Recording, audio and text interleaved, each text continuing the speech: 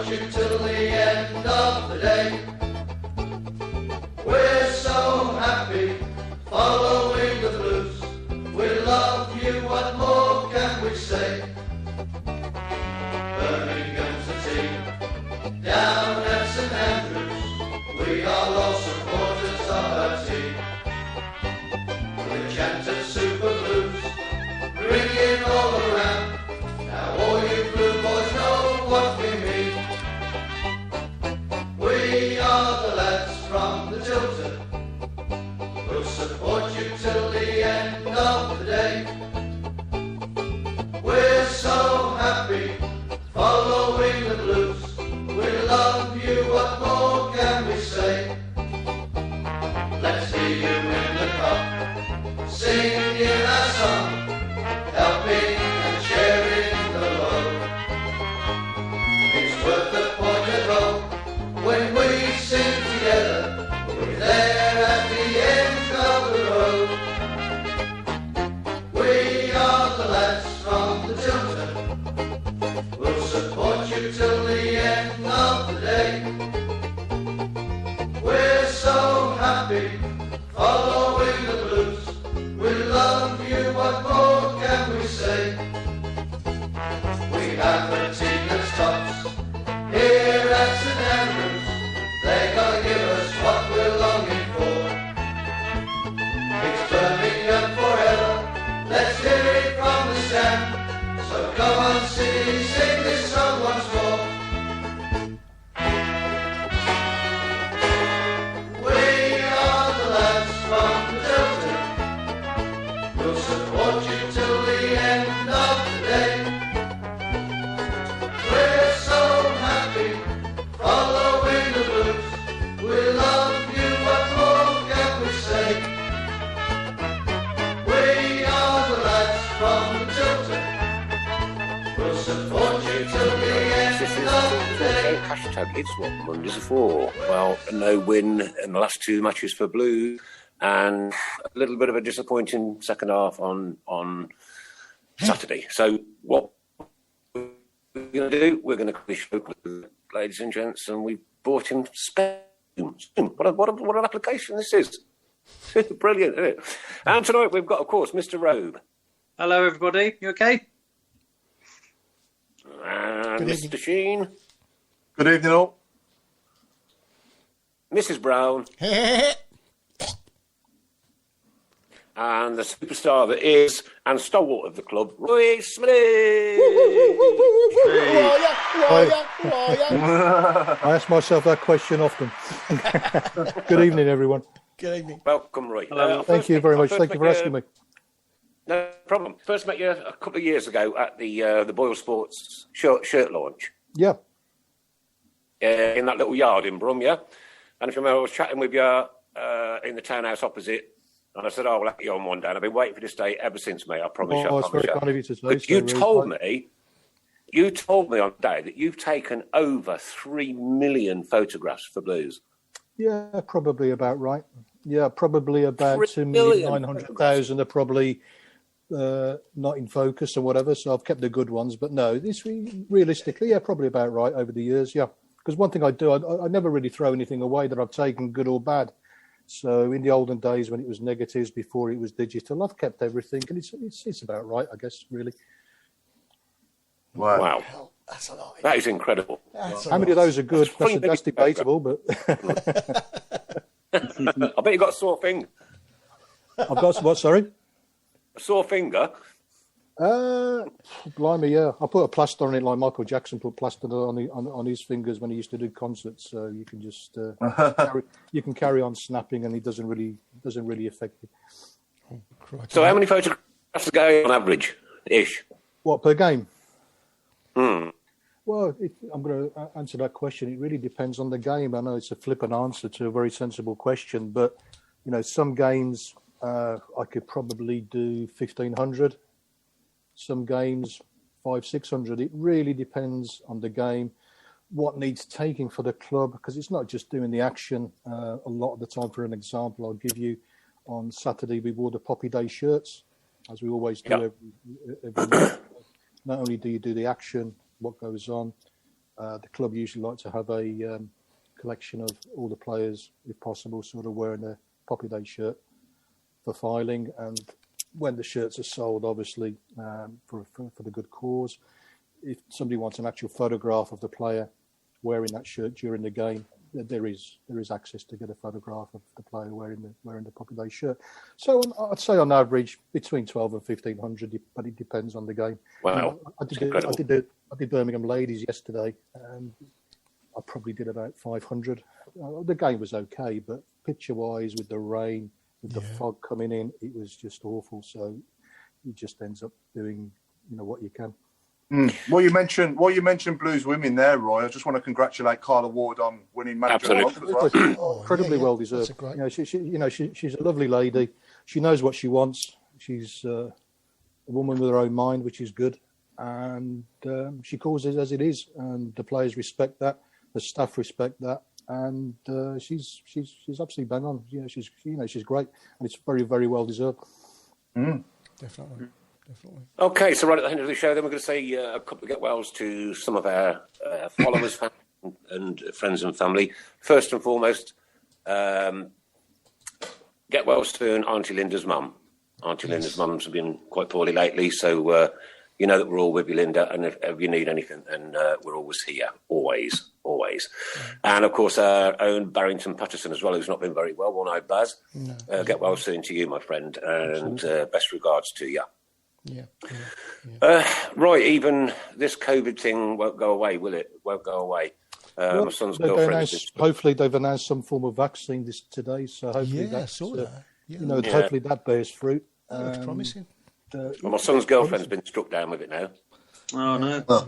Yeah, she had a positive test last Wednesday. Oh, what a shame! It's obviously for sport. It's not doing sport any favours. It's not doing anybody any favours. One of my best friends is a music photographer in Walsall, Jason, and he's a lovely lad. But his core business is live music photography, and he hasn't taken anything since sort of February, March, really. And it affects people in different ways. Yeah. But I'm lucky in the respect that football is still going on. And there is, stuff for me to do, not just obviously with the first team, but I say yesterday we did the ladies, we covered the under-23s, we did the 16s, we do the 18s, and there's always something to do, at the club, fortunately. So I've been there and just get on with it, really. So would you be at the training ground as well? Would you work like pretty much every day, or 6 days a week? I work here every day, it's sort of in the office because there's so much to do. Filing, archiving. I try and get to the training ground a couple of times a week. It really depends what's required. But it's the actual job itself is now getting to be a 7-day a week job because there's always something happening. When we have new signings, that's fun and games because you can't really sort of plan a day or a week. Because to use an old saying from a TV show, anything can happen in the next half hour. Yeah. And if it does, you've got to be around, to do it. And there's all you're all. I wouldn't say you're on call because you're not, but I could get a call in 10 minutes' time and say such and such is coming down or whatever.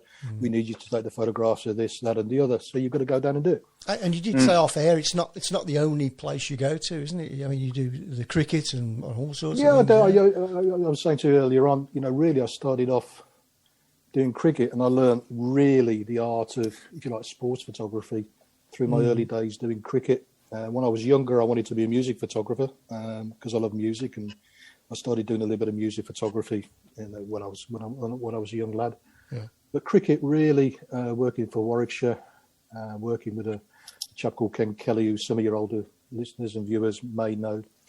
He was the Warwickshire photographer for many, many years and one of the most respected photographers really in the country for many a long year.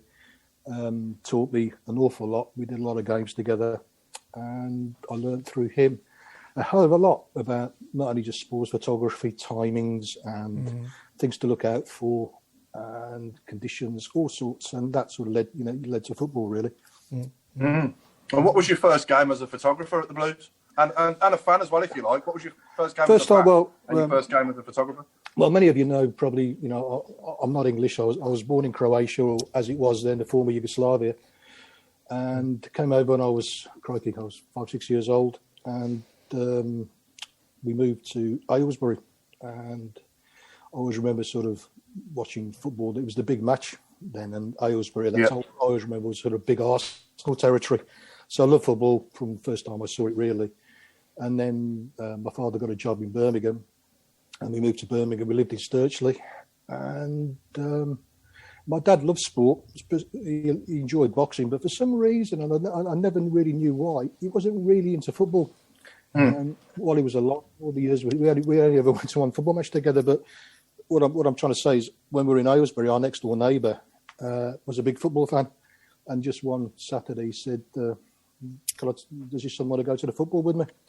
And it was the first match. It's Sheffield United, 1972, after we got promoted, and that was really the first game. You know, I actually went to and saw live, and I was 10 years old. Never forget it.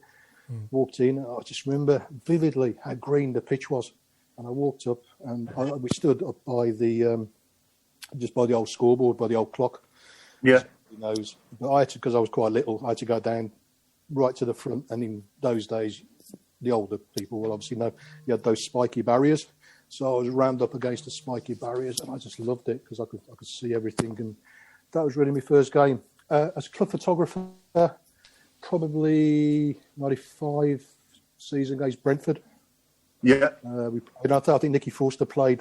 Definitely Martin Granger played. I remember Grange playing for Brentford, and from there really. But I've done a few bits and pieces at St Andrews before. And even sort of into the late 70s, I did a few photographs because I got to know the photographer there at the time, a chap called Bill Goulden, who worked for the programme printers at the time. I think it was Peerless Press.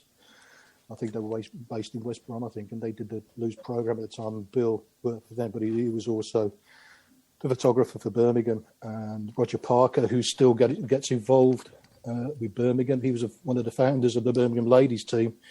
Rod still turns up for games even now, and he does a lot of tennis all over the world, so he's all over the shop. So really, I'd say, 72, but I did pictures before then, and certain games that I remember, that I did. I think the first one really was about, we were playing Southampton, and I went and did some photographs, and at that time, one of my favourite players was Mick Shannon. And I thought, what I want to do is get a nice picture of Mick Shannon. I always remember it. And in those days, a photographer, you've probably seen the cigarette card pictures or the posters or whatever. You can go to the pitch while they're warming up and say, could I have a photograph? And most players were only too happy. And I walked onto the pitch. I can't remember how old I was. I was 16, 17 or something like that. I said, Mick, is it okay if I do a quick photograph? And he gave me a mouthful of abuse. And I was taken aback a little bit, really, and I can't obviously say what he said, but I'll never forget what he said. So I thought, okay, well, that's a good start. And funny enough, years later, I went to a dinner somewhere in London, and Mick was one of the speakers. And I took some pictures of him sort of speaking, and I said to him, first time I ever saw you, you gave me absolute dog's abuse when I wanted a little photograph of you just on the pitch. And he was quite embarrassed about it, really. He said, I'm ever sorry. And he said, did you take any pictures of me tonight? I said, yes. Yeah. So in those days, we had photographs. None of it was digital. He said, could you send me a few? And I posted them off to his stables, I think, because he became a massive horse racing trainer, a very successful one as well. Yeah. And about 2 weeks later, I got this box in the post. And I opened the box, and there's a pair of football boots and a little note. And I said, dear Roy, thanks for the photographs. I remember what you said. I'm ever so sorry for that time I sort of swore at you and whatever. I've got an old pair of football boots here of mine, which I'd like you to have. And please accept sort of basically my apologies. I didn't mean it. And I thought that was really a lovely thing to do. And I've still got them. And, they're upstairs, and they're treasuring them really with a little note that Nick sent me. But that was really I think Joe Gallagher scored twice, and really the first goal pictures I took were of Joe scoring the goals. Right, so okay. I remember that. He didn't score them, did he? And I bet it must be so strange now in St Andrews, and obviously in any ground with no fans. Obviously being a photographer, it's incredibly strange. It's incredibly strange. I think the way I personally see it, because as I said earlier on, I do an awful lot of the the reserve games, the under-23 games, and some of them obviously are played at St Andrews, and in many ways it's like doing a reserve game with the first team. Yeah. So the actual environment doesn't bother me so much, but when you think it's an actual first team game, it's really really weird. And you need the fans. You've got to have the fans there. I can't wait for them to come back. The players feel exactly the same, but it is weird. But what is interesting is hearing what's actually said on the bench. You can hear quite clearly, obviously, the players, what they say to each other. But what I find really, really interesting is I've got usually where I sit, I've got the linesman, linesperson, to be politically correct, running past me. Just how much they talk to the ref. When there's a crowd there, you obviously you see them running up and down. You can't hear anything. Yeah. When it's quiet, what is interesting is just how much the linesman speaks to the ref. Everything they see, everything they're doing, everything they're about to do, the players they're seeing, they name the players by name if they know them, or they usually say Blue, I don't know, Blue 9, Hogan or something like that. Just how much they actually convey information to the referee at all times. And I've never, ever heard that before. So I knew they were all mic'd up, but I thought it was a good dodgy decision. They'd say what they've seen. But they're constantly speaking to the referee, which I find absolutely fascinating. You just talked about Shannon's boots and that, and I'm just thinking, you must have a museum at home now, Roy. I've got bits and pieces. What have you got? Oh, I can't What can we have? Real question, yeah. What can we have? I've got stupid things like, as I said to you about the Roger Johnson incident at Wembley after we won the Carling Cup. I've got the empty bottle of champagne that he emptied over my head. I've got that. I've got sort of player shirts. I've got balls. A lot of the lads want their photographs, or they want photographs of when they play, or there's a significant moment. And they say, Roy, can you print me off a few photos? And can we have them? Which I've never had any problem with. I never take any money off them.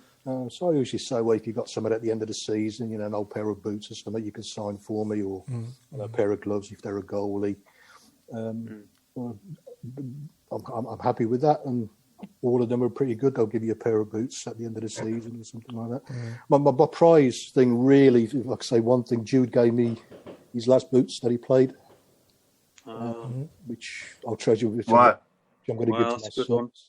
So they're Adidas boots. I can't remember what they are, but Mercurial or something like that. I don't know.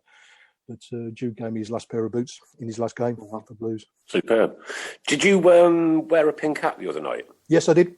There's a story behind that, why I wear a pink hat. A lot of the lads say if I score, I'll try and run towards you if I can see you. Because, as I said, they really enjoy having their pictures, and they like to see their pictures if they scored.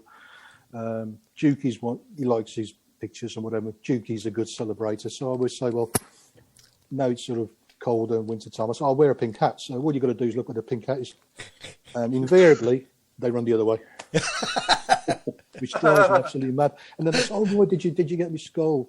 Did you get me celebration? I said, yeah, I did, but with your back to me, and you're running the opposite way. So the pink hat theory, I will wear it. Hopefully one of them will remember that it's me, and then run towards it. So there is a method in that madness. Oh, you know what we're going to do now, don't you, Roy? We're going to turn up in pink hats. We're all going to turn up. Yeah. As long as you turn up, I just want fans in the stadium. I don't care what colour hats they wear. Yeah, that'd be great. As long as they're in there, it'd just be nice to have a full blooming stadium. Yeah. Question for Chris Brown. Go on then. Why have you got a bucket under your table? Now, we said we weren't going to talk about my bucket under the table. No, you said we weren't going to talk about it. It's so I can spit my chewing gum in too. Yeah, right. We'll leave it at that, shall we? Penny says, Roy, do you have any pictures of Harley Dean scoring? Because I'm always in the loo when he does. I have. I've got a few Harley. I think the last one was at Stoke. Obviously, when we were playing in green a few weeks ago. Again, Harley's a good lad. Scores, runs the other way. So, so my theory, goes out the window every time. But I suppose it's the moment you don't think of, where's Roy in his pink hat? I'll run towards him when you just scored when you just scored it, a bullet header. You just want to celebrate it. But Harley's a good lad. He's a good celebrator as well. Brenda wants to know: are you a Blues supporter? I've been a Blues supporter since I lived in Birmingham. Mm-hmm. This is my first ever game, as I just said to you, 1972. I've never been to a live football match up to that point. Aylesbury wasn't really a hotbed for football. And been a Blue Nose ever since. Die hard. Here's one for you, Roy. A couple of years ago, England played Croatia in the World Cup semi-final. Yeah, I know what you're going to ask me. I bet that was a bit awkward, wasn't it, for you? I'll be honest, as I always am with questions, I did support Croatia. My Twitter followers will go down by about 3,000 now, I know. Well, that's where you were born and bred, isn't it? That's where you was born and bred. Born and bred. That's the only time I'll always support, not only just in football, but obviously, the Croatian lads in tennis. Well, I say Croatian, it was Serbian as well. To my mind, it's still the former Yugoslavia, really. Yeah. I mean, Ziggy was Serbian, but he was still Yugoslavian to me. Sunic, Croatian, he's still Yugoslavian. We're all under the same. Yeah. Do you go back much? I've got to admit, the answer to your question, I did support Croatia. We were on pre-season. I'm just trying to think where we were. I had dogs abuse. Certain people didn't talk to me for a couple of days. That was fun. That was fun when we won. And I do. It's like that's who I am. That's where I was born and bred. And that's the only time I'll ever support. Support the country really. Yeah. Roy, do you go back to say Yugoslavia? When I can. I haven't been back for a while. I go back when I can. A lot of my family. Oh, I think you've just accidentally switched on your mute. I think you've just put your mute on, Roy. Dan's gone. Your mute is on, Roy. Right. Yeah. Oh, you're back. It's okay. Are you back? I think you're back. Yeah, can you hear me? Oh, it's okay. You mute. You was on mute for a second then. I haven't touched anything. Oh, right. Okay. And Son, fetch the sun. I'll go and get him. I go back and usually have about 2 weeks. And trying to get a holiday away from football is nigh on impossible, really, at great length. But there's people you've got to go and see, and if you go and see one, you've got to see them all, and they get the hump if you don't go and see them. So when I do go back, I tend to keep it, to really just close family. Yeah. See them, and I go back when I can. But I haven't been back for a little while. But my wife loves the country. My son loves the country. It's a beautiful place. It's a beautiful country. I've heard it's beautiful. Yeah, I've been a couple of times. Been a couple of times to Croatia. Well, you'll know. The food's good. The wine's good. Yeah. The plum brandy's even better. Yeah, it's not as cheap as it used to be, but it's still nice. It's not. It's not. I think obviously once it went into the Euro, when it went to the Euro, things changed, but it's still a great place to go. When we were there in the Europa League, when we played Maribor, although that's a little bit further north, I could still speak the language and everything, and it was great there. When we did have a little bit of time off, we went around and had a look around there, and it's fabulous. But I go back when I can. But working in football, you try and grab your holidays when you can. I can imagine. Yeah, I can imagine. Great. You've got 6-7 weeks off, but you haven't really. You've got a bit of time off. You maybe have 2 weeks, and then pre-season starts. Then you do the kit photography. Then you do this and all the pre-season stuff, and that sort of 6-7 week period narrows down very, very quickly. So you've only got a small little slot to get away. But I can recommend it to anybody. I'm not working for the tourist or anything like that. But, no, it is. It's, you don't have to sell it. It's a beautiful country. The islands. It's gorgeous, Nick. It's gorgeous. It's really beautiful. No, I've never been either. Yeah, no, it's lovely. Dubrovnik is the place that everybody goes to. Yeah, I've been there a couple of times. It's been rebuilt since what they did to it, during the war there. Yeah, Dubrovnik's nice, but there's some beautiful islands on the Istrian coast, and I think it's. And if you go to the north, for example, it's on the border of Italy, so you can go to Venice for a day. Get a boat, go to Venice, and come back, and it's beautiful. Last time I went, heartbreaking. It must have been quite heartbreaking watching the news unfold and that war took place. It was, but I'm not dwelling on it too much. Sort of No. Once Tito died, who looked after the country, who was the president of the country, he really sort of held the constituent parts of the country together during his lifetime. As soon as Tito died, you knew that was going to happen. What a lot of people didn't realise to what extent it would happen. What happened in the end was appalling in many, many ways. But it's slowly getting it back together, and it's becoming a nice place again. So, Roy, what do you make of the current situation then? Obviously, the last couple of games, obviously we've lost, but before that, we're on a decent little run, and it's a bit of a transitional period, isn't it, at the moment? Well, not to use a cliche reply, it's work in progress. I mean, 8 time. We've got some decent players. We're going to lose some games. We're going to win some games. People, and this isn't towing the party line or Pravda or anything like that, as people call it sometimes. It's my own personal opinion.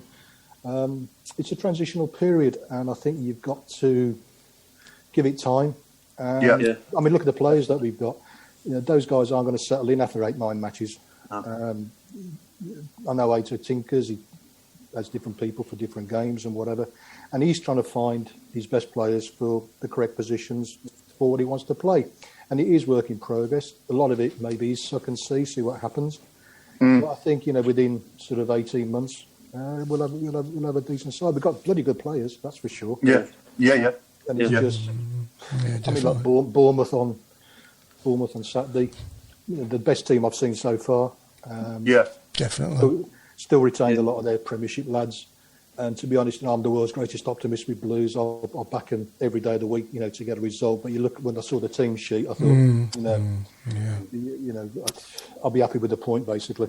So it is, a lot of it is, and I think the expectations of fans sometimes is a little bit too great, very, very quickly. They've got to maybe have a little bit of understanding, especially with Aitor. He again, like Carla, he's a man with his own mind. He knows exactly what he wants. He's got a pretty good idea how he's going to get it. So is his brother David, who works there as well. You know, they're very focused on what they're trying to do, what they're trying to achieve with the personnel that they've got. Aitor's nobody's fool. He knows. He says what he thinks. He does what he does the way he does it. Might be right, might be wrong, but I think a lot of it is a learning curve for him as well, to how he actually wants to have the team settled in. So, I don't know, probably towards the new year, middle of the new year. He's going to need time, and it's a cliche. So, go on, Nick. Get stuff like that. We've got a good squad of players, and we can't turn up to get behind them, if you know what I mean. That's why I say make a hell of a difference. I mean, you know, against Wickham. I mean, Wickham. The team spirit I noticed when we played Wickham was incredible, and they really grafted for each other. But with the fans there, we'd never have lost that game. No, you know, no way we'd lost that game. The players, they certainly work hard. I see most days when I go to the trainer how hard they work in training. That's what people don't see. They'll see the 90 minutes of the pitch, but I see the amount of graft that the lads do in training. I mean, when Aitor first came along, he did 2 sessions. He'd do a morning session, they'd have lunch, do a bit of gym work, and do an afternoon session. The olden days, if you like, lads turn up at 10:30, train till 12:30, go home. With Aitor, it's a couple of sessions or what he thinks is required at the time. Sorry, Roy, is that different to last season? To last season, different setup. With Pep, it was more of a full morning's training, and that was it. Occasionally, he would have them in the afternoon, but generally, from that period of time, it was really just as I say, the standard, 10:30, 12:30, bit of gym work, and then you're done for the day. Aitor's approach is slightly different, and the lads never moan, they don't complain, and they get on with it. And they were, and this is not again, towing the party line. I see it every time I'm there. They work bloody hard. And from sorry, Roy, from your own personal opinion, has that team spirit improved since last season, or is it has it always been there? You've got virtually you've got a completely different team.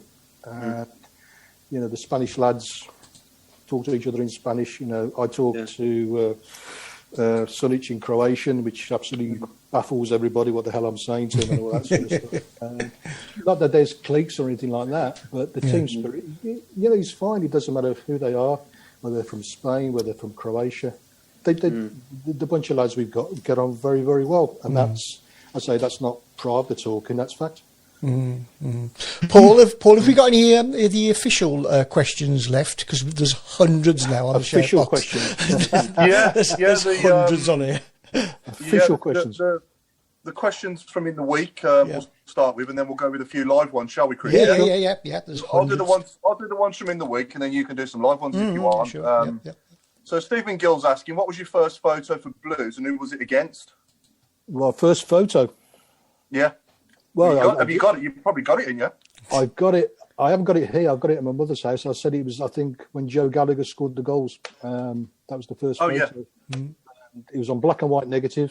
And in those days, you never knew what you had until you developed the negative. I mean, today, you can see instantaneously what you've got a photograph of, and photography's changed by all recognition, really. But I think the first one was, probably Joe Gallagher's goal.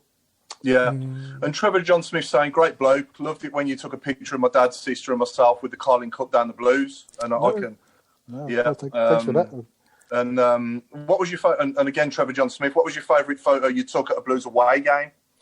Favourite one at an away game? Two, really. Well, three when I think about it.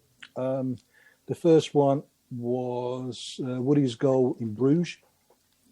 Very, very basic photograph. I look at it and I think it's what I call a man kicks ball photograph. But I think it was just the case when you watch the actual goal in real time, the cross comes over and Woody sort of hits it in a split second. I mean, it's less than a second. And I managed to get it just as the ball's leaving his foot, and the significance of the goal at that time. Because at that time, I seem to remember Bruges had never lost to a British club in any form of European competition. Yeah. So the significance, I think Man United have equalled that recently. I'm not sure, but certainly at that time, Blues were the first team to beat Bruges. Yeah. In Bruges, in any form of European competition. So it's the significance of that. The other favourite one was Dugarry's back heel in Barnsley. When he scored the goal with his back heel. And funny enough... Charlton away, Charlton away. And the other one was Peter Unlove, Norwich. I think it was the Coca-Cola Cup then. Again, he did a little cheeky back heel and scored. And again, it happened in a fraction of a second. And I got that as well. But then again, that was on negative. So I didn't know until I got back to the Evening Mail and processed my negatives that I'd actually got it. So those are really sort of my three favourite ones that sort of spring to mind. And especially, did you do like a little jig in the office? Oh, yes, look at that one. Yeah, sometimes I think bloody hell, because the attitude with a lot of photographers, they always say, if you see it through the lens, you haven't got it. And I saw it, got it. So I was really, especially sort of Christoph's, at Charlton, the back heel one. The other favourite one, the recent one, I've got to go, and this is not jumping on the Jude Bellingham bandwagon, but he's obviously his first goal against Stoke, and got that literally as it's leaving his foot. But the position I was in at the ground, to this day, I don't think anyone else has got a photograph of it, because I get to see a lot of the photographs from the games, obviously afterwards, and all the other lads were at the other end, and there was quite a group of players between them and Jude hitting the ball. But where I sat, I didn't have a terribly clear shot, but he was clear enough to get it. And it was really special for me as well. My son was covering the game, and he helps me when he's in this country. And he got a nice wide shot of it as well. And virtually the two pictures were taken virtually at the same split second. So I've got a wide of Jude scoring, and I've got a close-up one of Jude scoring. So that's, I think, from, again, Birmingham history point of view. That was good. I got one of John McCarthy again, that springs to mind. We were playing at St Andrews, we were playing Bradford, and he was charging down the ring, and I can't remember who tackled him, but he literally went right through him, and Macca went about 4 feet up in the air, so he looked like Superman flying through the air. And I've got it just as he's sort of, if you like, sort of reaching out like that, doing his Superman bit in midair. And those are the ones that spring to mind straight away. Michael Woods is asking, what is the most controversial photo you've ever taken? Most controversial photo. Oh my word! I'm trying to think of who we played, and again, I think Peter Unlove. It's Peter Unlove. One of the lads got sent off for a foul, and I think it was a straight red. But my photograph showed that I'm trying to think of the player. He actually did get to the ball first. And our secretary at the time, Alan Jones, said, Roy, did you get a photograph of that? I said, yeah, I'll have a look. But I've actually got him because there's a sequence of 3 photographs of him actually getting the ball before the player went flying through the air. And they used that as evidence at an FA panel or whatever it was. And they rescinded the red card because you could clearly see. I'm sure it was Peter Unlove. I could be wrong. You invented VAR then? It's your fault. No, but Alan said to me, he said from where Alan was sitting, and Alan was our club secretary at the time. He said, I saw that from here. He got the ball. I said, well, he got the ball because I saw it through my lens. And was that against Huddersfield when we should have had a penalty and it wasn't given? He was sent off for diving. Yeah, it was a second yellow. Yeah, I think it was. Yeah, but he got the ball. I'm sure it was. But they used the photograph in evidence, and whoever it was on the panel at the FA or wherever it was, they said, "Oh yeah, well, he's obviously got the ball because you can see the full sequence of his foot getting through the ball before he went flying through the air." And they rescinded. I remember it. He was sent off. It was a second yellow card. He got sent off for diving, and so that's most controversial. I'm glad it helped, really. Yeah.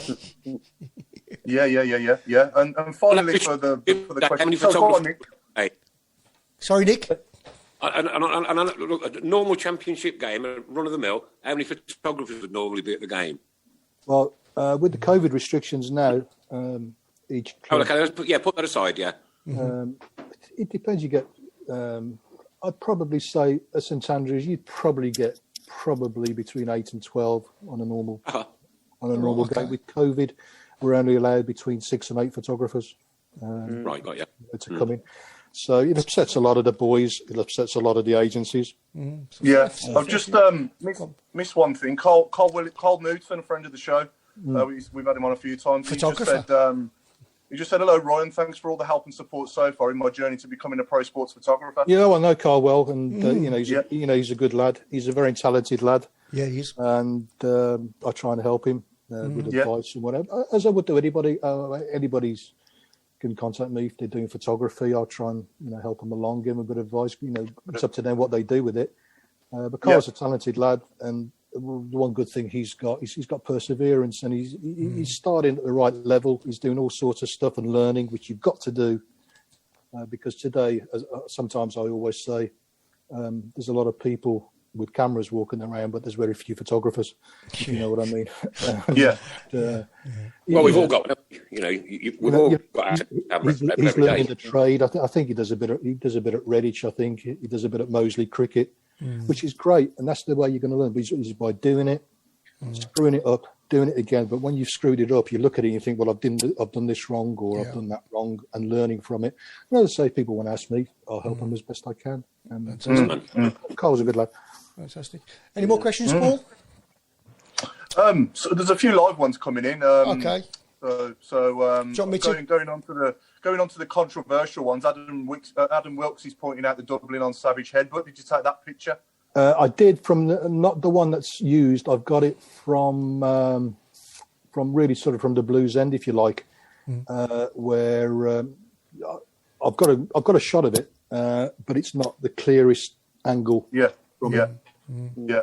And how did that work when back in them times? Obviously, when we played them and we're at their ground, are you having to sort of sit in front? You have to go all around the pitch, aren't you, from all angles? So the one courtesy that away clubs offer, which is a great thing. You can sit in front of your own fans. Obviously, if you score, the players will run towards the fans and celebrate. So you can generally sit in front of your own fans. And really, what I tend to do, what I have to do, is always cover our attack. So wherever we are, whatever ground we're at, I'm always covering the attack. And then sadly, if it's in front of the Holt end, it's in front of the Holt end, and we kick towards the Holt end. So what I mean, that must be awful. That must be awful. So you do it. The one thing I don't do is, wear any sort of, blues regalia or anything those days. But I do have a little badge underneath my jacket. Yeah, of course. Jackie wants to know, Roy, do you prefer the old style film roll cameras or the new digital way? The new digital way. It's not really that's a very good question. The current cameras are a way of life. They're getting better, faster. From the creative point of view, I prefer the older ways. Not necessarily the best ways now, but you can't hold progress, and progress now is digital. They're getting faster, quicker. Personally, I prefer developing the negatives. People can't believe when I say to them now, when I first really sort of started, you buy a roll of film, people say, well, what's a roll of film? I said, you can only take 36 exposures on it. That's true. Yeah. And they can't believe that now on an iPhone, my son knows better than I. You can take a burst of 36 pictures. When I was doing the ladies yesterday, quick little story. There was a young lad who was getting an apprenticeship for one of the photo agencies, and he's got one of these the new trend now is mirrorless cameras. They don't have a shutter, so basically you can take. God blimey, I can't remember what he said. He said it goes to a maximum of 20 frames a second because it hasn't got a shutter. And he said, well, I don't need 20, 15 will do for me.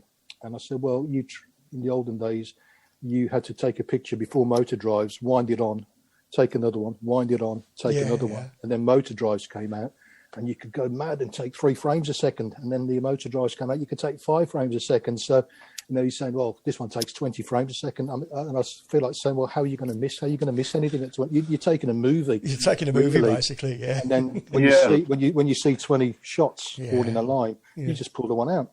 Just one thing I've missed. So Mick Sherry's saying, remind Roy about the time v Huddersfield in around 2000, I think. He was sat over by the corner of the Tilton main stand. The ball ended up over in that corner and still in play, and it stopped dead. And no one seemed to be going for it, so you decided to get up and kick it back to the goalkeeper. Well, oh God, yeah, I knew that would come back to haunt me one day. That was 2 of my sort of, I suppose, greatest hits. The other one I mentioned earlier on against Wolves when I fell over, but people remind me of that. That was quite interesting because at that time you could sit on the pitch. Now we have to sit behind the advertising hoardings, but then the photographers were allowed to sit on the pitch, and I was sort of sitting there and. I could have sworn the ref blew for something. The ball was coming towards me, and their goalie was sort of mucking around and trying to waste a bit of time. So I thought, well, I'll give him the ball back, get on with the game, because we were looking to score or whatever. So I just walked on the pitch and sort of kicked him the ball back.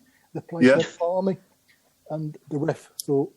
I saw the ref came over, and he sort of looked at me. He said, what you do that for? I said, well, I thought you'd blown. He said, I am. He said, the problem I've got now, I don't know what to do. I think he gave a drop ball, I think. Yeah. And I thought, I bet that goalkeeper, that goalkeeper was probably Nico Vasson as well, wasn't it? Could well have been. Yeah, could well have been. Yeah. Oh, yeah. And I thought, I'm in the proverbial now. What's going to happen now? I thought, I'm going to get a lot of grief.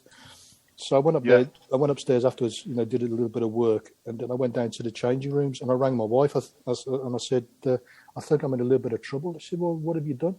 And I told her, and the papers wanted to get hold of me. Rossi wanted to get hold of me.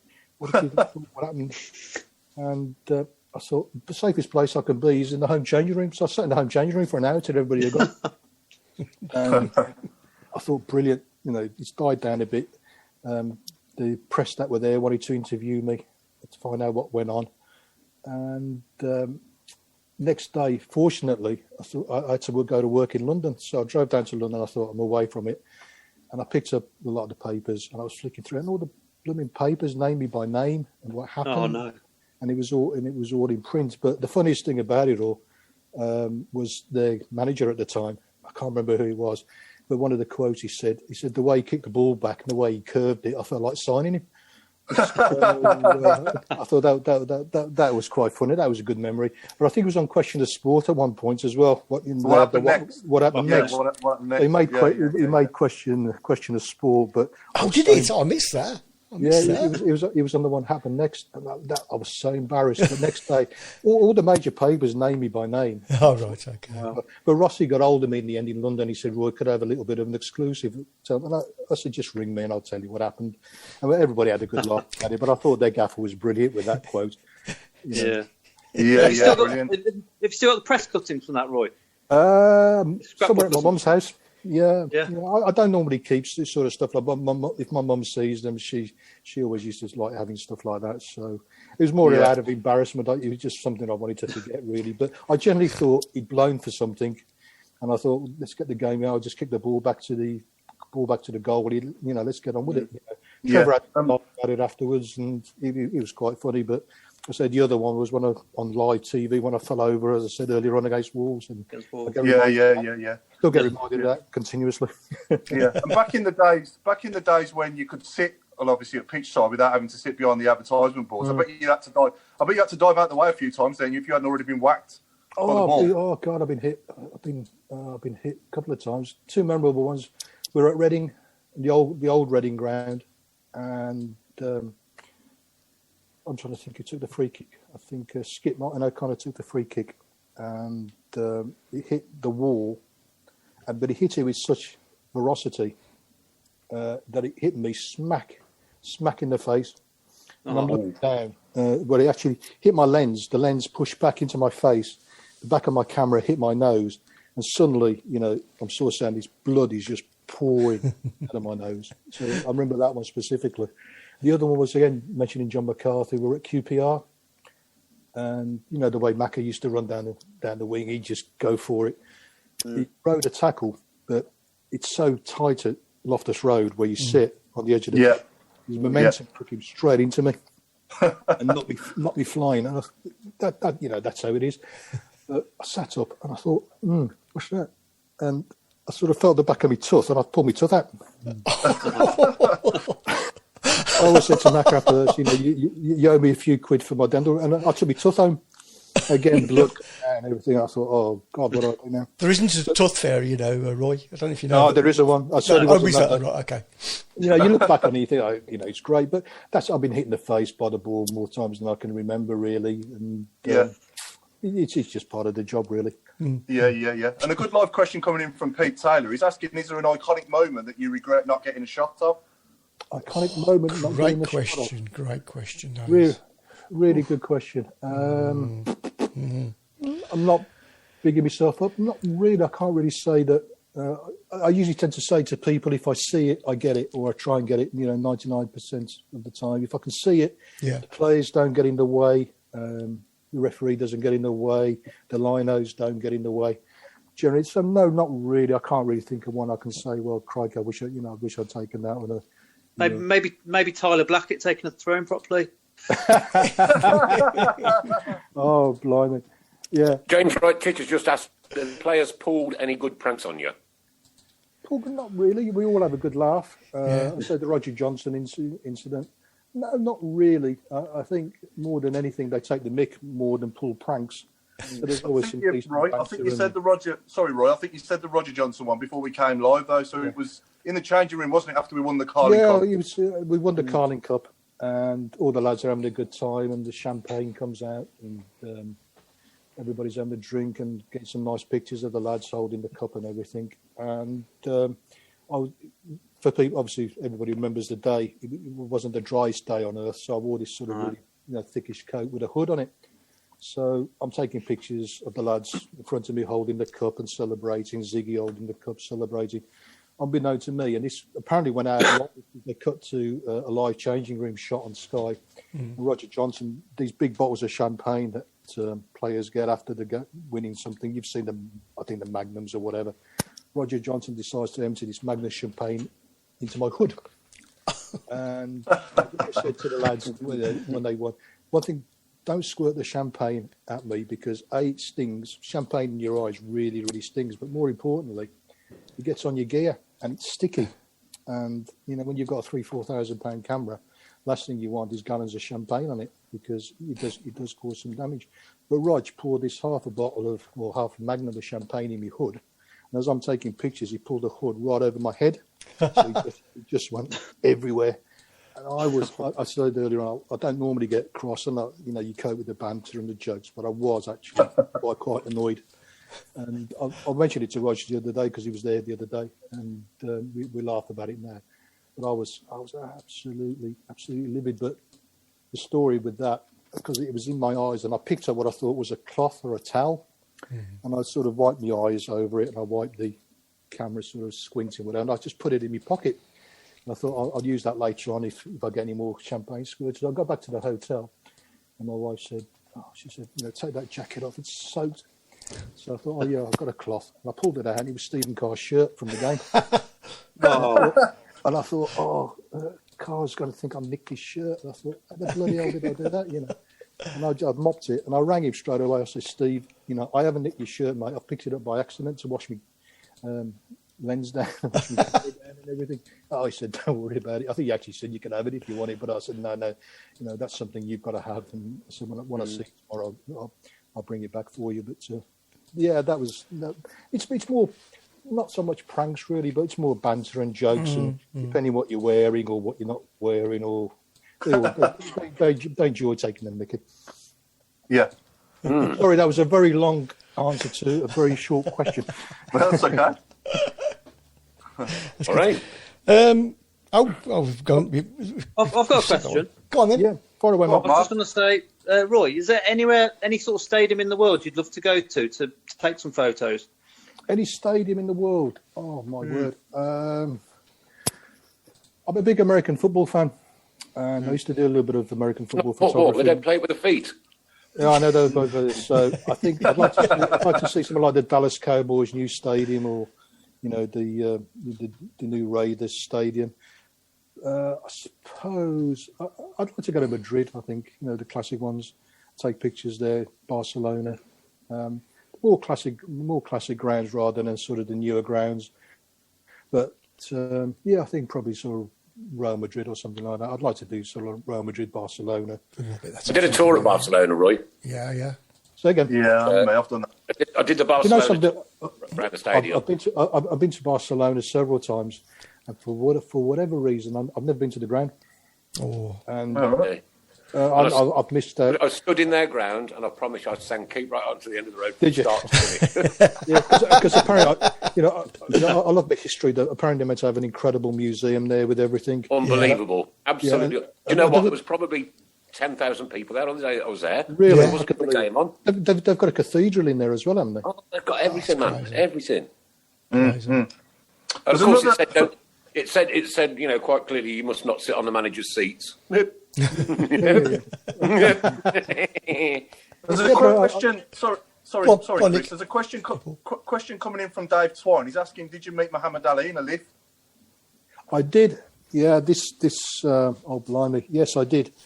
Try and narrow it down, but I went to the Super Bowl in Atlanta, and with another photographer friend of mine, and we went out on the Friday in Atlanta. I won't beat around the bush. We'd had a few. Staggered back, and next morning, my pal, we didn't share the room. He had his own room, and he sent me a note up. He said, "I've already come down for breakfast. I'll wait for you. I'll wait for you by the lift." Mm. So we stopped. I can't know. It was something like the Atlanta Hilton, but there was like God knows how many floors, 40 floors or something like that. So I get in the lift, and incredibly hungover. So I go down like 2 floors, and the lift opens, and Muhammad Ali walks in. And one of those surreal moments, you think, yeah. Am I still really drunk, and this is a dream, or is this really happening? And it's Muhammad Ali, 6 inches away from me. So I said, Mr. Ali, pardon me asking, one thing I don't really ask for autographs or anything like that. But I said, I'm from Birmingham, England. Do you remember coming over to open the Muhammad Ali Centre, which if you remember, he did. I mean, he came to the ground, if you remember as well. Yeah. It's in the photos. Yeah. We started to, he actually remembered it. He said, yeah, I remember coming over. So I was there. Yeah, Muhammad Ali Centre. We were talking down, and I said, I was from Birmingham, and we had a little chat. But he had like a little folder, and he had his preachings folders and stuff like that, which he said, I want to give you this. And I said, could I get an autograph? He said, I'll sign it on this for you. And he was a nice little booklet which he signed. He put a little poem in for me as well and signed it while we were in the lift. He said, "I want you to have that." And as we got out, my mate fortunately had his camera with him. I said, Mr. Ali, I don't normally ask for photos, but is there any chance to go for it? He said, absolutely not a problem. He was as nice as anything. That's when I made a picture of him punching me under the chin. Because I'm a big boxing fan as well. Yeah. I thought, oh, God, that's great. And about, I can't remember, 6-7 years ago, I met Joe Frazier at the NEC and I had a picture with him. So in my day, like a lot of people my age, the fights then were the Ali Frazier fights. And to met both of them was just fantastic. But Ali was top class, absolutely top class. And he was in a lift, in Atlanta. What an amazing story. Yeah. Yeah. I thought Brilliant. The other one. I had something similar myself. I was at Chelsea's ground of all places with work. Yeah. Usain Bolt. I got my photo of Usain Bolt. Yeah. But you know when things like that happen, there's certain people. Signal went there. You're back. There's certain people that you think, you admire, that you see, that you've grown up with, and you've seen do great things. So if you're lucky, actually, to meet them, you think, I will have a photograph, I will ask for an autograph. So on my Twitter thing, I've got a thing with Pele, and I've been, again, lucky's an overused word, but I've met a lot of the world's greatest players over the years. Never met Pele. Got a chance to meet Pele, and I thought, well, you've got to grab it, haven't you, really? Yeah, of course. Absolutely. Absolutely. What Maradona? Have you met Maradona? I've never met Maradona. I've seen him. I've seen him at a distance, but never really sort of met him. But most of the top players over the years. Luka, when he was at Spurs, I know Modric is Modric, because being a fellow countryman, you got to meet him. When you say to people, Modric has played at St Andrews, Van Nistelrooy has played at St Andrews, all the great players, Ronaldo's played at St Andrews. People think, "Are you sure?" I said, "Yeah, they've all played there." And Don't forget you have as well, though, Roy. Say again. Don't forget you have as well, though. Oh. Only been one kick of the ball, mate, but you were certainly in the game. Yeah, I did actually. I turned up for one of the only time I've played. We had a charity game, again, one of Tom Rossi's legendary get-togethers, and play on the pitch. And I came on for the last 10 minutes, and I've kept the boots that I played in. I've got the complete kit, and I'm proud of it. Is anything else? My 10 minutes. Quick question from Pete Taylor. The question for Roy: Hollands or Pucker pies? Oh, Pucker. Gotta be. Yeah. Pucker pies. Does anybody like Hollands? No. No. It's not a pie. No. It's not a pie, is it? But whoever makes the pies at Walsall, that's got to be one of my favourite pies, the Balti pies at Walsall. Balti pies at Walsall, yeah. Legendary. Balti pie is wrong. No, they're not. We're not going to have this conversation again. No. The catering has improved a lot of grounds. Yeah. Some of them still fall a bit short, but a Pucker pie's a Pucker pie. Have you got a favourite away ground, Roy? Favourite away ground? I actually enjoy, strangely enough, I enjoy going to Norwich, although it's a hell of a long way. People there, fabulous, look after you. Where was that, Roy? Sorry? Norwich, Carrow Road. Norwich, yeah. Yeah, I enjoy going to Newcastle. These places are so bloody far away. Newcastle is great. They look after you there. Yeah, I like it there. And I've got to say, since we played Swansea, Swansea are absolutely top notch. Again, the staff there can't do enough for you. They look after you. They feed you. They give you tea.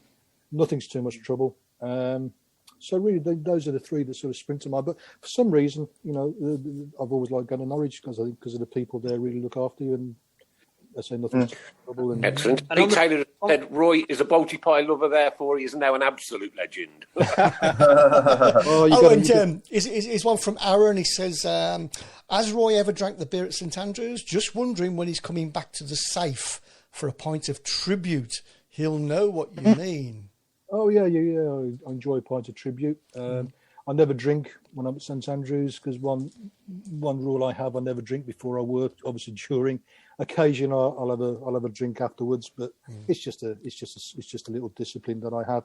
And so I might have autofocus on my camera, but I've still got to point it in the right direction. So I'll save that, for after work. Really. Now, here's a couple of questions here because I missed the first one, and it was: has anybody refuse to have their photograph taken by yourself? Refuse? No. No. No, it's how a lot of it is how you treat people, and especially with the Blues players. Even I've had difficult non-football players, if you like, more so than footballers. But if you treat them right, and you've got a job to do, and most people are always, especially again footballers, celebrities, whatever the hell you want to call them, they don't have much time. So you've got to work very, very quickly. You be polite. You tell them what you want. You get the job done, and you get the hell out. You're doing them a favour by doing it quickly, and you do. And have you ever refused to take someone's photograph? Yes, I have. Yeah, not a player, but in corporate hospitality at St Andrews, I had one guy a few years ago, and I'm always happy to take a photograph for anybody. You guys know that. Yeah. We were in the Jasper Suite, and some guy was at a table, and he was snapping his fingers at me. I thought, that's a bit strong. I walked over, he kept going, like that, gesturing like that. And I said, yes. I hope he's listening. Yeah. I don't know. I can't remember who he was, but... You're not a waiter. No. I said, why? So you talking to... I literally virtually said that. He said, I'm not the waiter, I'm the photographer. I said, what can I do for you? He said, when the man of the match comes up, make sure you bring him to my table and I have a photograph. And I said, well, if you'd asked me nicely, or with a little bit of respect, a bit of decency, that wouldn't have been a problem. But as you thought I was a dog, the way he was gesticulating with me, I'm not going to do it. And I said, I'll be quite honest. I said, if you do that again, I won't say what I was going to do to him, but I said, I'm not a dog. Was he a player, or was he a player, or? No, he was a guest. He was a guest at the club. Yeah, okay. But as far as players go, no, nobody said you can't take a picture, because over so many years, you get to know the guys really well, and they know the biggest thing really. They know they can trust you, because they know you're not going to stitch them up. So if you want a slightly quirky photograph, they're more than happy to do it. It takes a long time to get, especially a footballer's trust. Yeah. Because they get asked by so many people to do photographs, and they want you to do this. I mean, I used to love all the old, you guys will remember this, the old quirky pictures from the World Cups, when we went to Spain and they'd put sombreros on the England players' heads and all that sort of stuff. Or me and Nick will remember that. You know what I mean? We may have played France, so they'll stick a beret on Kevin Keegan and stereotype on the round and all that. I used to love all those. I mean, those things you can't do anymore. And to be honest, there's no really need to do them. But if you're polite and the guys know you're not going to stitch them up, then most of them will do anything you want. Good question here from Graham Haynes. He's asking if any... I was going to read that one.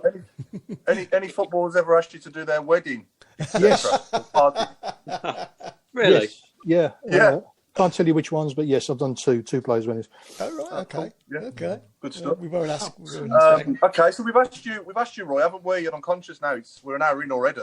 We've actually to pick hopefully the people are still awake. 11, haven't we? You 1 to 11. Say again, sorry. We've asked you to pick your 1 to 11, haven't we? From the players that you've watched over the years for us. So if you are we okay to fire with that? No, yeah. That's great. Good timing. Yeah, good timing. Yeah. Fire away then. Fire away. Well, in goal I got Foster. Yeah. My sort of back four: Granger, Joe Gallagher, Kenny Cunningham, Stevie Carr. Yeah.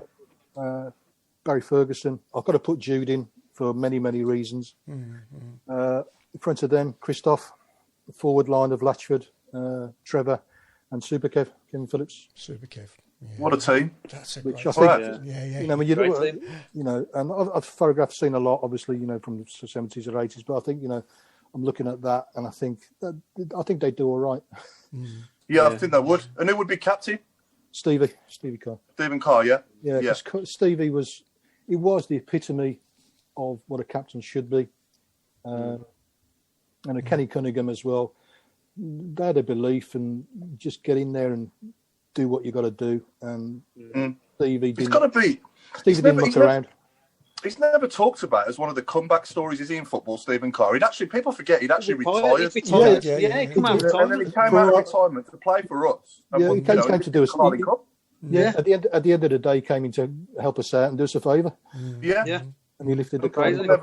And I think where is he now? I think he's gone to Marbella or something. He's got a bar. He's got a bar in Marbella or something like that. Yeah. Stevie was a great motivator. Some of the speeches I heard him say, and some of the great pictures. The famous picture of him at Villa walking off, gesticulating, shall we say? Said it really. Yeah, so start up Steve. But I think, looking at the team, people say, Roy's jumping on the Jude Bellingham, bandwagon. But I'm not really, because I've seen Jude play at all age groups. I'm looking up, to do the games when he was a lot younger, and you see some of the stuff he did, some of the goals he scored. Yeah, and you think, certain people you look at, you think, this kid's got it, and I'm not being proven wrong. And even we were just before the start of last season, I think we were at Portman Road at Ipswich, and he played in that game, and he got the ball on the halfway line, ran towards the goal, beat 4 players, put 2 of them on their arse. Sorry, put them on the backside, on the bottom, chipped the ball over. 10 quid. Just ran rings round them. Yeah. Had a shot, just missed, and you think. And I just sat there looking through my lens. I actually didn't take the photographs of that sequence, and I just admired what this young lad can do. And he's going right to the top, isn't he? He's going to be. Oh, absolutely, and that's why I put him. That's why I put him not because I said I'm not jumping on the Bellingham bandwagon, but I've seen him at all age groups, and some of the goals he scored when he was a lot younger and at the training ground. You think, crikey, O'Reilly, this kid is. Well, it says it all when you got somebody like Trevor Francis sort of raving about him. That says it all, doesn't it? Yeah. So do you think it was, without starting a massive debate, Roy? Do you think it was the right thing to do to retire his number 22 shirt then? That wasn't down to me. That was a decision of the club. And you've got to respect the decision of the club, really. What I think about it is irrelevant, really. It's happened, and that's not really, down to me. I think the one person, I will make a comment, the one person that they should have retired the shirt of was Keris Harrop from the ladies' team. And you look at the years that Keris was there and what she did for the club, not just on the pitch, but as captain, all the years she did. And all the stuff she did outside of the club, for the club. She'd do coaching clinics everywhere, down by me, all around the Midlands. A lot of them were off her own bat. She'd do exactly what she ever could to encourage girls to play football, get them to follow Birmingham City, encourage them to come down to Birmingham City. She used to do an annual tournament at the old ladies' training ground in Solihull. She organised all that. She got all these schoolgirl teams to come in. She did that year after year. And I was sad when she left, but if anybody's shirt they should have retired, should have been Keris's, really. Cool. Cool. Richard Whitehouse says, thanks for my son's pictures when he was a mascot 10 years ago now. But what a night for my family. Pleasure. Lovely. Pleasure. Great how these people remember all these things. It is. Fantastic. Really is. Yeah, I mean, we were talking off air earlier about the Carling Cup sessions, and like I say, my lad's 13 now, but that picture we had with me, him, and the cup. Just really happy. I took so many pictures, but what I tried to do was when we had the open days with the cup, when I said we had these lunches with the cup, I tried to, anybody who wanted one, I did a photograph for, because I knew, especially as a fan, what it means. It meant a lot to me. I mean, the pictures I've got of me and my son with the Carling Cup, which my sister at the time sort of took for me, I treasure those. So I've got the same feeling as you have with the ones for yours. I held the Carling Cup hundreds of times, after we won it, hundreds of pictures with people. But the picture with me and my son, who, how old would he have been then? Oh, blimey, he would have been about 12, something like that. Mean a lot to me. So, and you try and do as much as you can for you can, because I say the fans are the important thing. You try and help the fans. Some of them sadly do take the mick. The more you do for them, and the more they want. But that's a fact of life. But if anybody wants a photograph, especially with the Carling Cup, you try and do it. You took one of me many years ago. Yeah. many years ago. Do you remember when we used to do the £1,000 half-time thing? Yeah, I do remember that with Bob Matthews. Yeah. Oh, I haven't heard this in ages. I won it, and I've got a photograph here of the photograph that you took of me having the cheque presented. Oh, right. Who presented you with the cheque? Was it Bob? Yes, it was. And then at the end of the season, Bob, lovely man. That was a great bloke. He organised, the big cheque, the big plastic cheque. Yeah. He organised Trevor Francis, Karen Brady, everybody to sign it. Yeah. And then called me round. I'll go and fetch it. Yeah. Yeah, go for it. Go for it, yeah. My shorts. Adam wants to know, have any of your photos been used for Spot the Ball, Roy? Spot the ball. Oh, Spot the ball. There's a blast from the past. There are many that could be used for spot the ball. Oh, yeah. Sunday Mercury. No. There we go, guys. Oh, look at Hey. that. Yeah, Oh, yeah, blimey, yeah. Riley. That's fantastic. Yeah. Why have you got it framed up? Yeah, why haven't you got it framed, Nick? come I'm on, just doing it, Chris. Oh, right, okay. Yeah. Got That's lost. brilliant. My wife moved house not so right. long ago, and No, they it's found it brilliant. up the loft. So I've now got it Yeah, back. get it framed, if anything, to protect the signatures. Because, Yeah. you know, They don't last forever, do they? Yeah, I remember that. Well, I remember Bob. I think that one of the best presentations we did, we played Stoke, and his wife Stanley Matthews was alive. And I said to Bob, I said, "Do you realise Stanley Matthews is here?" He said, "He's." I said, "He's up there." So why don't you get him to do the half time? And I said jokingly, "Why don't you get somebody to bring him down? He can do the half time Czech presentation." He said, "No, you wouldn't do that." I said, "Well, if you don't ask, you don't get." Again, cut a long story short, somebody went up and said to Stanley Matthews, "Do you mind coming down and do a bit of an interview? You know, the star of the day, if you like. I think we call it star of the day now." Yeah. And believe it or not, he came down, did the presentations, did the draw, absolutely brilliant, and it's great photos. Just That's Stanley fantastic. Matthews presenting a check or whatever it was, you know, at the time, and Bob was made up. And I said, "Well, if you don't ask, you don't get." And he was more than happy to do it. Yeah. This is a really nice comment. Can I just say, Tony Sewell just says, every week I think you can't get a better show, and you do. Well, Hey, Hobro, Roy took mine and... Oh, it's clicked off my screen. Sorry, won't be a second. Roy took mine and Tina's picture for our 10th wedding anniversary and her 40th. Tina got the photo signed by man of the match, Jack Butland, saying happy birthday. How about that? Fantastic. well, yeah, Very good. Very good. You try and you do the photos, and usually you send the photos to to the fans or whatever. But if I can get it signed before I send it, I always try, because I know how much it means for especially the mascots, the little kids. They get their picture. Yeah. I don't know with Juki, and Juki has signed it, to Freddie. Best wishes, Juki. So, you've got the picture, but then if Juki's actually signed it, it means a lot. And I know what it was like, because I remember when I was. Oh, blimey, when I was quite young, I wrote in and they sent me an autograph sheet. And I was chuffed to bits. Remember the autograph sheets that the clubs... I've got one, yeah. You must have had some. And to this day, crikey, 45 years later, I remember, and I've still got it, an autograph sheet, and it just think, well, crikey, O'Reilly. So if a fan gets a signed photograph, it's no big deal if you can get it done and get it signed. That's great, and it means a lot to them. It means a lot to me, because I know they're going to get great joy out of it, really. Yeah. Question from Stephen Gill earlier, Roy. He's asked what's your proudest moment as a photographer? What, football or in general? You could do both if you like, if there's two.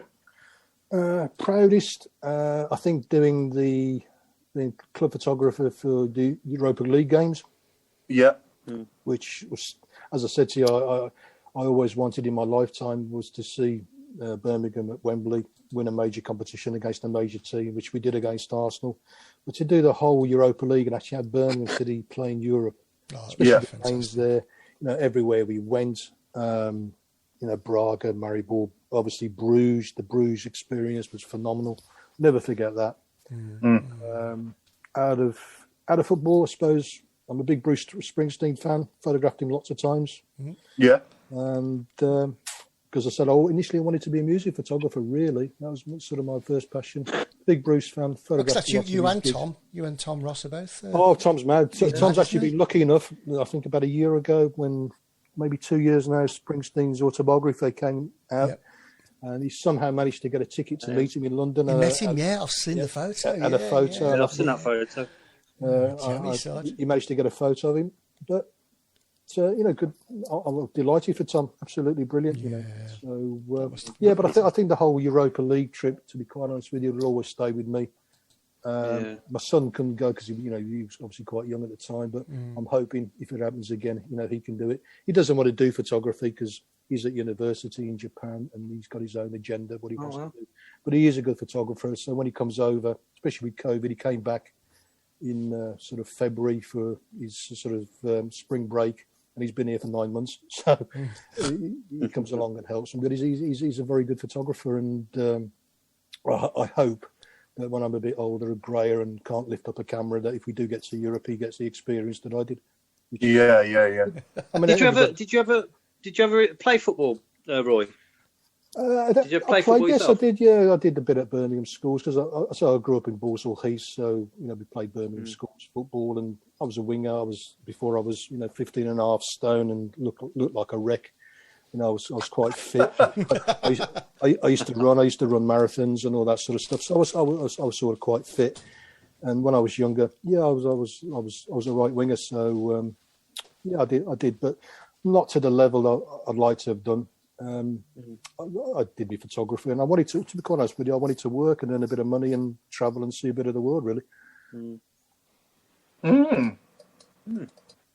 But in those days, Roy, did you travel to away games, including under 21s, with Andy Riley, who's not missed a game of any kind in over 30 years till now? Yeah, I know Andy Riley. Andy has always been there. I've seen him I've seen him many times. Can't remember travelling with him. I'm sure I must have done at some point. Andy's, the old school of fan, really. A bit like Rob Shannon, really. I don't think he's missed a home at you guys must know Rob, who works at the club. Rob hasn't missed a game, really, I think, for home and away for about 45 years or something ridiculous like that. So he was absolutely devastated when COVID came around and he couldn't get to see the games. And those are the fans I feel sorry for, really. I mean, again, using the word lucky, I still get in and see the games and the COVID games. Whereas those fans, if you like, their record is broken and, it comes at a bad time for them. I just wish they were there. Say Rob, especially, because I know he works at the club on match days. He hasn't missed a home and away game for about 45 years, I think. Wow. Crazy. That's amazing, isn't it? Yeah. Tom Richardson's asking, who is your favourite all-time Yugoslavian player / Croatian? If you remember, crikey, my favourite all-time is Davor Suker, who played for Croatia. What a player he was. His goal scoring, didn't he get something like 82 goals in 90 games or something for Croatia? Yeah, Davor Suker. Yeah. And from the olden days, I still think he is, if you like, the chairman of I think he's now the Serbian Football Association. There was a player called Dragan Djajic, who was like a superstar in his time. So I grew up with Dragan. Branko Oblak, who played for Yugoslavia as well. He was great. But Dragan, fantastic player. Played for Red Star Belgrade. Became, if you like, the head of the Yugoslavian Football Authority, and I think he still is, to be quite honest with you. But, and what wasn't Robert Prozinecki? Was it Robert Prozinecki? Yeah, Robert Prozinecki. Two shirts, both Roberts. When he played for Portsmouth, you remember he played for Portsmouth, believe it or not. Yeah, he did for a bit, Yeah, somebody else suggested another one a few moments ago as well. Savo Misalotovic. Savo. Well, Savo was brilliant because we played. If you remember, we played in the John Frayne Testimonial. We played Villa, and I remember that game. 6-0 on it. Yeah, close game. But funnily enough, Gary Gardner was mascot for that game, and we had that controversy. The Gardners, Blues fans, are they Villa fans? But I said to the people when that sort of was kicking around a couple of years ago, that game, Gary was mascot, full regalia. I took pictures of him with all the Blues players. He was mascot. But going back to Savo, he was great, and obviously he knew with a name like mine, I wasn't obviously English, and we had a chat afterwards, and he gave me his shirt afterwards. I know it's the only. People are going to go mad. It's the only Villa shirt that I've got. He signed it for me, and it was more countryman rather than Villa, really, if you understand what I mean by that. Yeah, he was great. Yeah, really, really good lad. He was a bit out there as well, the way he was, but he was a nice guy. But Prozinecki, Mark Meredith is just saying he was a mascot for that game with Gary Gardner. Yeah. Wow.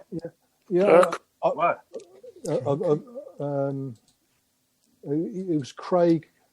Yeah, Craig was for the Villa game, and then Gary was another mascot. So I've got Gary when he was, I think, 8 or 9, with the picture with him and Paul Devlin, I think it is as well. So Yeah. people who say they're not Blues fans, why were they there dressed in full Birmingham City regalia when they were? Yeah, I mean, I wouldn't let my kid wear pink and blue. You know what I mean? So Yeah. I wouldn't. The pink away kit was good though. Oh yeah, that's a different type of pink. The boys know this, Roy, but I won't even light a fag off a pink lighter.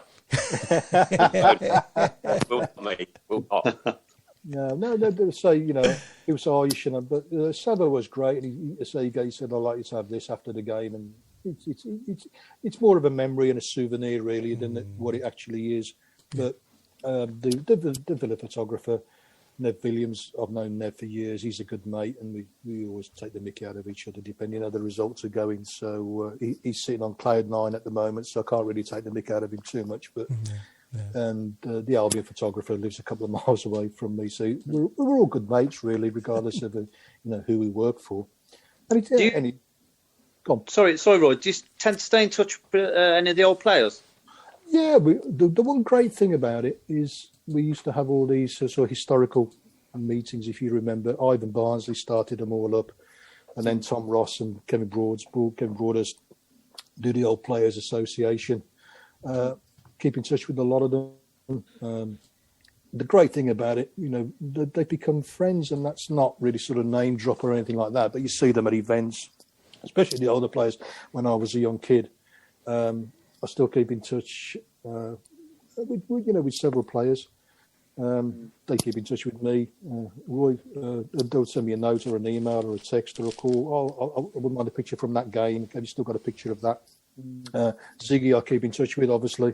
Big Zig. Yeah.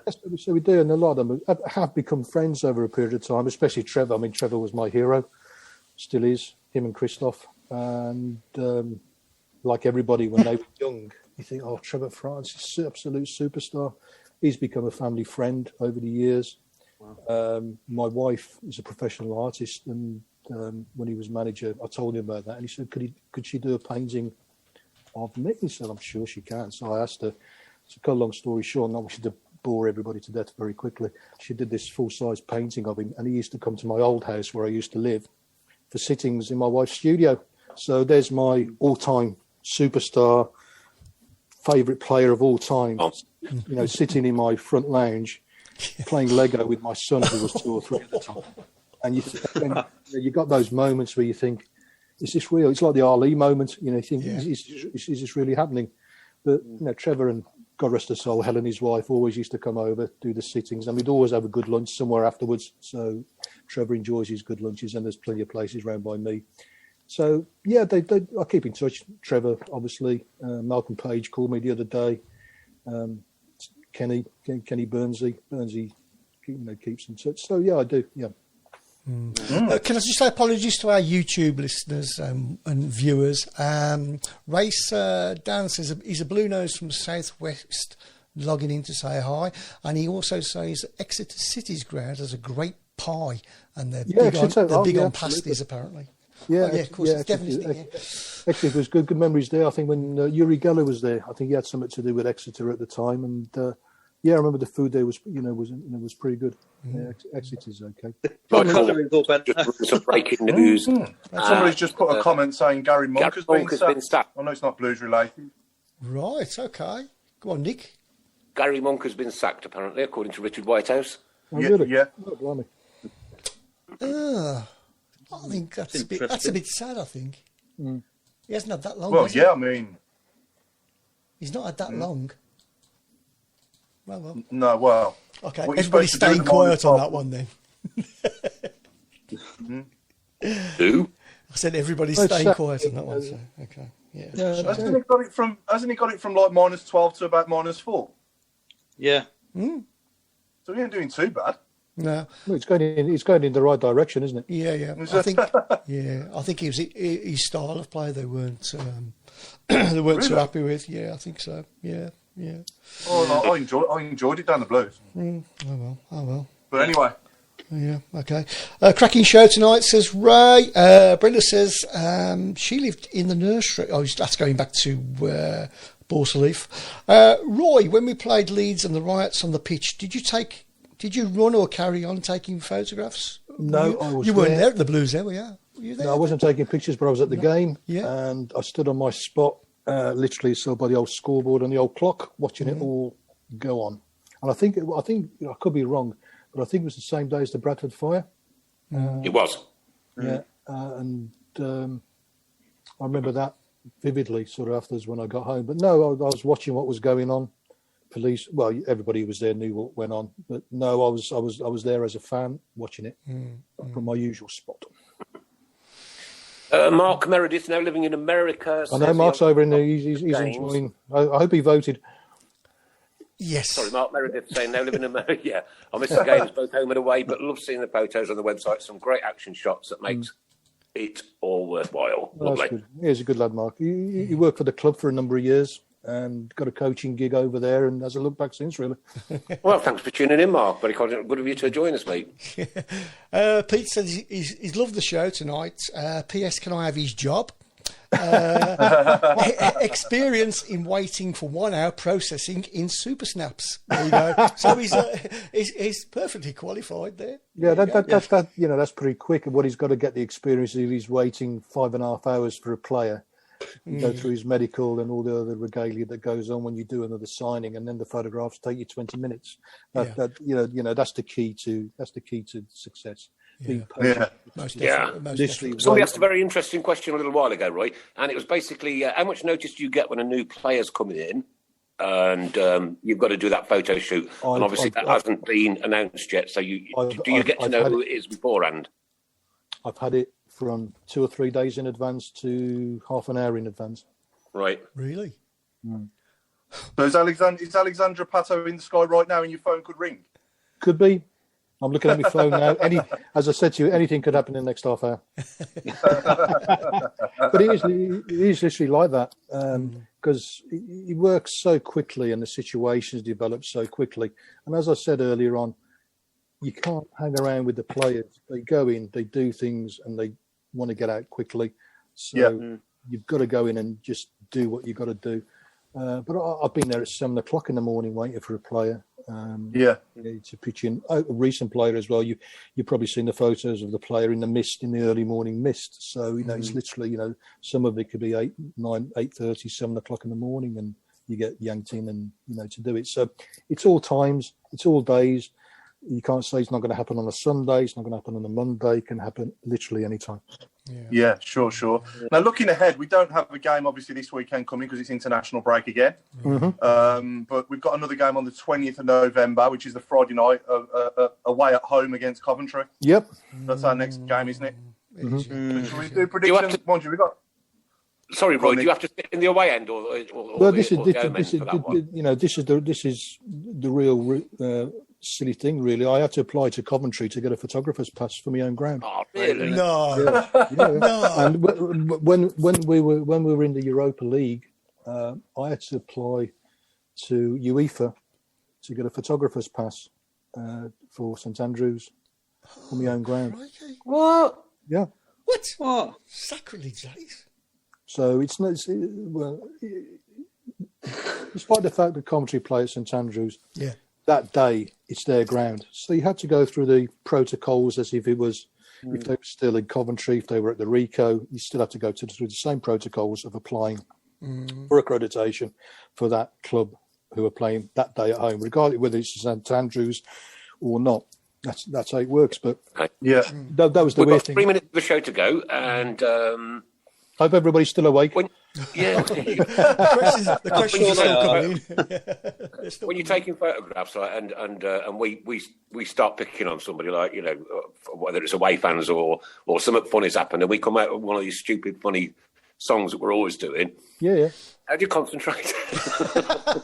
It's hard. Do you know what the hardest thing is as an actual fan and a real fan? I'd like to see myself as a real fan, to separate what you're doing, to not get wrapped up in what's around you and the emotion of scoring a goal. Especially Wembley, when Obafemi scored, was a bloody nightmare because I could see what he was going to do. Yeah. And you just think, as long as he connects, we've won. He scored. But you have to completely have some form of blinker tunnel vision not to get involved with what's around you. And that is so hard. Somebody asked earlier how many photographs of the backflips did you get? About 12. 12. That's not bad. Wasn't too bad. Carol Sandon, thanks, lads, for getting Blue Nose legend Roy on the show. Great to hear things from his perspective. Keep right on. You're a guy who's captured memories over many, many years. 3 million photographs under your belt. 3 million. Just put that into perspective. 3 million photographs. You're a guy who is you are part of Birmingham City. You are what we are. Yeah. You're a man. I'm a fan. You've captured memories. And you've made memories over many, many, many years for many hundreds and thousands of people. And I'm sure from everybody, from the bottom of our hearts, Roy, thank you so very much indeed. It's been a pleasure. Absolutely. I'm glad that people enjoy the stuff that I do. And it's great being part of the Blues family. Always has been for, crikey, 45 years of my life. And it'll continue till, they nail me down in the Blues coffin. And I honestly... From my point of view, I've been waiting for this night for a long, long time, mate. Well, nice one. I hope I Great haven't bored you. a couple of years ago. Well, ladies and gentlemen, what can I say? It's 9 o'clock. This is what Mondays are for. This has been the Tilton Talk Show. Best wishes, of course, to Linda's mum and Barrington. Absolutely. Best wishes from me. Get well soon, both of you. Yep. And we're going to fall silent now for a minute as we take on board the fact that it's Remembrance Weekend. Superb job done at St Andrews, by the way. With that, it always is. It's lovely. It's very moving. And we'll just take a moment to pause and reflect and give our thanks. Roy Smiljanic, this has been a pleasure, an absolute pleasure. And you, my friend, are a blues legend, without a doubt. Good night. Thanks, guys. And keep right on to everybody. And thank you for asking me. I've enjoyed it. From Mr. Sitches. Thanks, guys. Good night, everyone. From Mr. Robe. Good night, everyone. Please stay safe. From Mrs. Brown. Good night.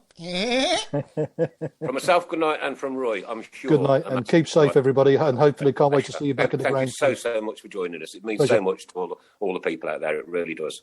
Thank you.